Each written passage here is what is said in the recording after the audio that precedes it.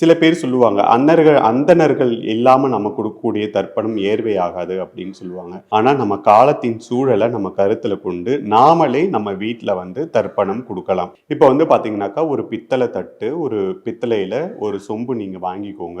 அதுல தண்ணீர் எடுத்து அதுல வந்து நீங்க வந்து எள்ளை போடலாம். எள்ளு போடுறதுக்கான ஒரு வழிமுறை இருக்கு. அது கூட நிறைய பேருக்கு குழப்பம் வரும். நீங்க அது வேணாம். அந்த தண்ணியில வந்து எள்ளை போட்டுருங்க. எள்ளை போட்டுட்டு ஒரு சுத்தமான இடத்துல ஒரு மணப்பலகையை போட்டு உட்கார்ந்துக்கிட்டு நீங்க அதுல வந்து உங்க கையில வந்து நம்ம இந்த இடத்துல, அதாவது இதுதான் வந்து நம்ம பித்ருக்களுக்காக நம்ம வந்து ஜலம் விடுற இடம். அந்த எள்ளு கலந்த தண்ணியை நீங்க வந்து அந்த தட்டுல வந்து இப்படி விடும்போது உங்க முன்னோர்கள் யாரு உங்க பேர் தெரியுமோ, இல்ல அம்மாவோ அப்பாவோ யாரோட பேரோ அவங்க பேரை சொல்லி நம்ம தர்ப்பயாமி தர்ப்பயாமி தர்ப்பயாமி நம்ம வந்து 3 தடவை அந்த தண்ணீரை வந்து அதுல விடணும். அப்படி விடும்போது அது அவர்களுக்கு அந்த எள்ளும் தண்ணியும் நம்ம வந்து கொடுக்கும்போது அது அவர்களை சென்று சேர்ந்து நமக்கு நிறைய நன்மைகளை தரும்.